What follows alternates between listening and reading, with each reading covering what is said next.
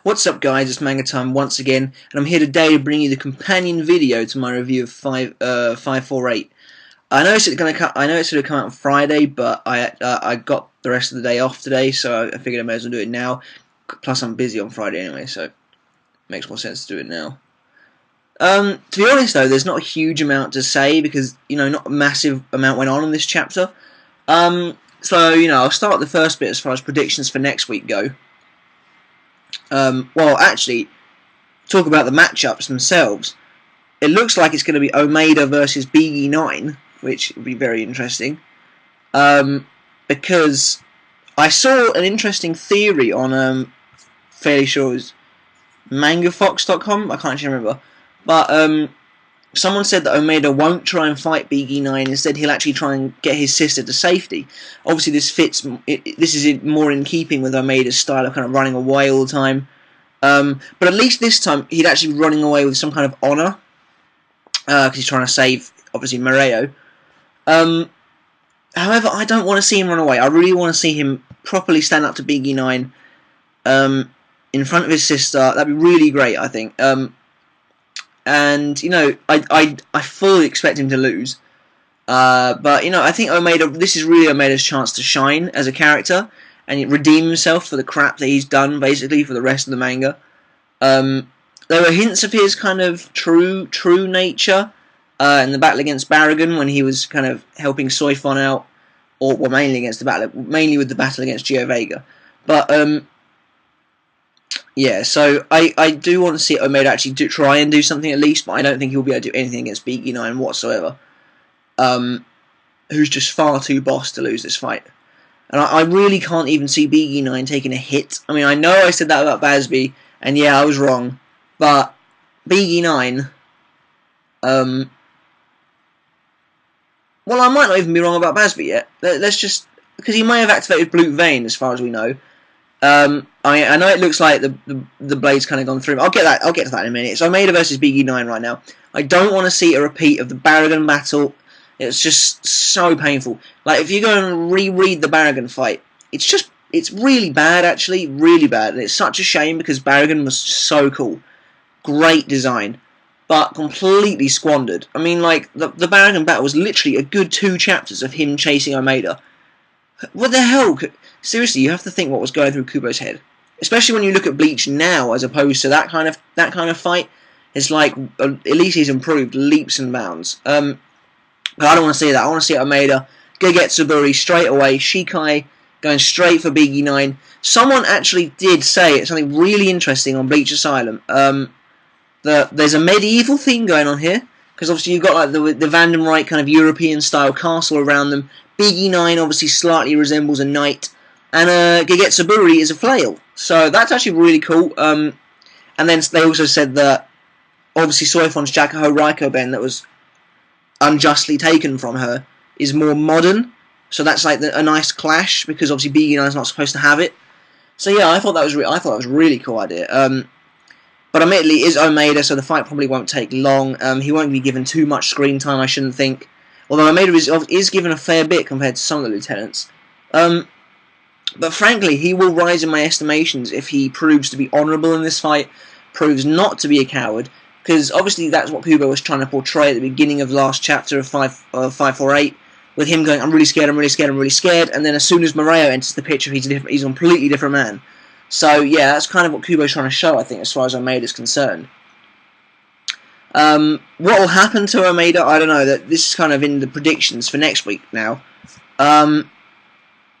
It's really that kind of speech to his little sister. The fact that his last lines to her were, I promise I'll come back, really strikes me as the death knell. But at the same time, maybe Soifon will come back and save him. The thing is, I'm pretty sure Soifon is outside Seirei. So I don't know how she'd get back in. I don't really know how they're going to address that just yet. But she could fight BE9 with Suzumi Bachi. So, Soifon is probably one of the ones who isn't too disadvantaged by no longer having a Bankai. I would have said Toshiro was, but apparently not, because apparently his Bankai has very little damage difference to his Shikai, so that's ridiculous, but whatever. But yeah, So I think Soifon would be able to handle herself without her Bankai, because Suzumi Bachi is obviously very powerful. Whether it can pierce Big E9's Blue Vein is a thing as well. And whether Big E9 has similar Reiatsu, well, he obviously has similar Reiatsu, otherwise he wouldn't be able to take the Bankai, but whether he has more Reiatsu than her or not is a question, because if he has more, he can just do what Aizen did and nullify it. So, yeah. It should be interesting, though. Soifon could come back. A lot of people are saying Yoruichi will come back. I can't see Yoruichi coming to save Almeida. Purely from a cinematic storytelling point of view, if anyone, she'll save Soifon.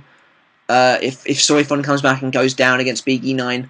But I do agree with some of the fan base. You know, I do want to see some deaths. This is the final arc, the ultimate final battle. And I think it would be fairly alright if Almeida died. So, yeah.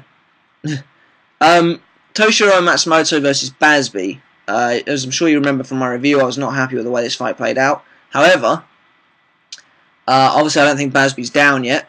Well, he's down, but he's not out for the count. Now, what has actually happened to him at the end of the chapter, it's actually kind of difficult to see, because it looks like the ice kind of has... It looks like it's taken out a big chunk of him, a la what he did to Kira. So that'd be kind of poetic justice, though I'd rather Rose did that to him. But at the same time, I don't think it has, because there seems to be some lines like drawn into the as if like to show the rest of his body is there. So what I think it is, because it's thin ice, I don't think it's like an actual blade. I think it's probably more like Senbon Sakura. I think it's like or Hinako. I think it's probably just rushing over Basby and damaging him like that. So it's not like it's stabbing him through the chest or anything. I think it's possibly just rushing through him. That's why you can like see some of it behind him and things like that. So in that case, yeah, if that was the case, I don't think he'd be dead. I don't think he'd even really be in that much trouble. I fully expect him to get back up. Whether he will Volston dish or not, I'm not really sure. It is Basby, and he might rage the hell out and just be like, "Here's my Sanray glove. I'm now going to kick your ass." But yeah, so I think that's interesting, certainly. But really, I don't really know where this fight's going to go. I really think Basby's going to win. Really think he's going to win. So that's kind of it for my prediction on that fight. And maybe Basby has more abilities. I'm not too sure. But then, so for comment of the week this week, it is going to be a shorter video this time, guys. So there's not as much to talk about. The first comment of the week is from Pandora Agent. Thanks for your comment. They said, I like the first part of the chapter with Almeida, but not the second. I feel that Almeida is lazy, but strong when he needs to be. I remember when he was fighting the Elephant Fraction, Nerj Pardawok. He mentioned how he was faster than he looked and had enough skill to be in the second squad. That's right, he did. Admittedly, in the manga, he doesn't actually kill Nerj. Soifon kills Nerj accidentally by being thrown into him by Giavega. The anime, however, I'm pretty sure the anime makes Almeida kill Nerj.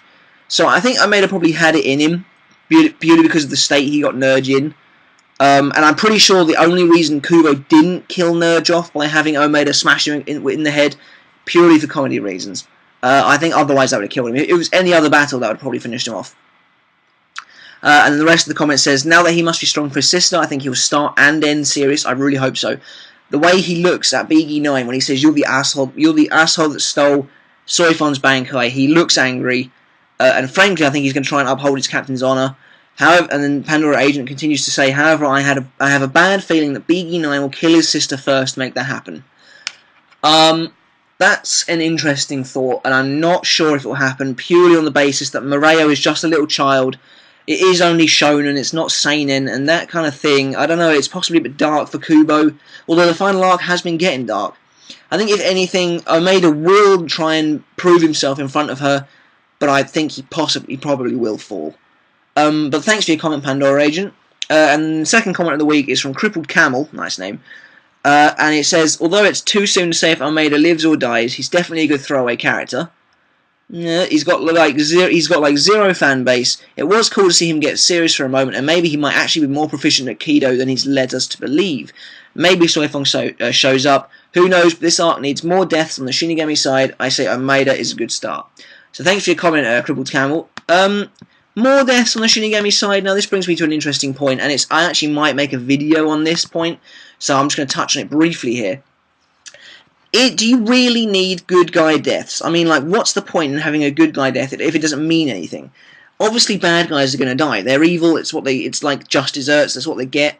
But you need a good guy to die. Like Sasakibe's death, necessary because it had such a profound impact on the character of Yamamoto.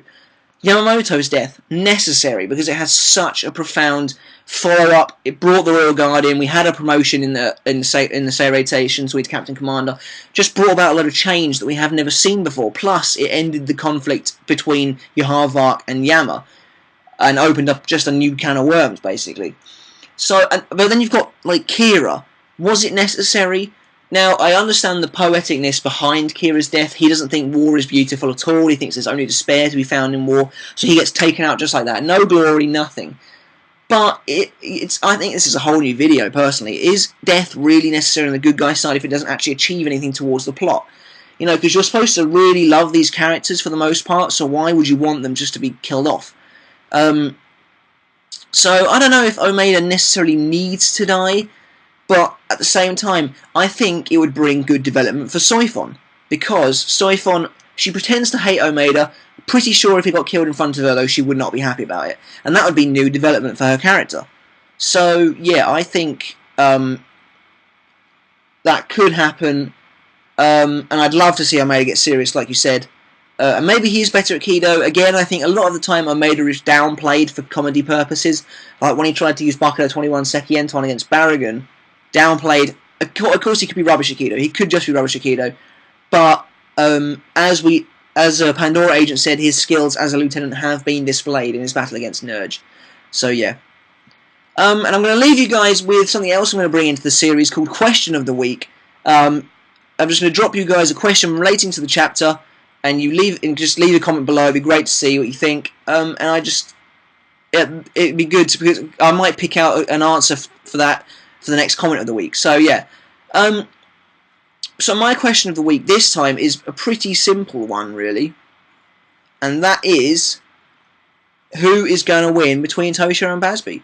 But give me a good explanation as to why you think Bazz-B could possibly come back from this, and if Toshiro really stands any chance in the long run whatsoever. Also, secondary to that question, if the captains are able to get so proficient with just their Shikai, like, in 4 days, because remember the Stomata were kicking their ass not even a week ago, is the Bankai stealing really going to matter in the long run? And what kind of, how does that make you feel about Bankai overall? So that's it for this week, guys, and I shall catch you again next week for Bleach 549. Once again, give this video a thumbs up and a like if you enjoyed it. Don't forget to subscribe and leave a comment below, and I shall catch you next time. See you then, guys.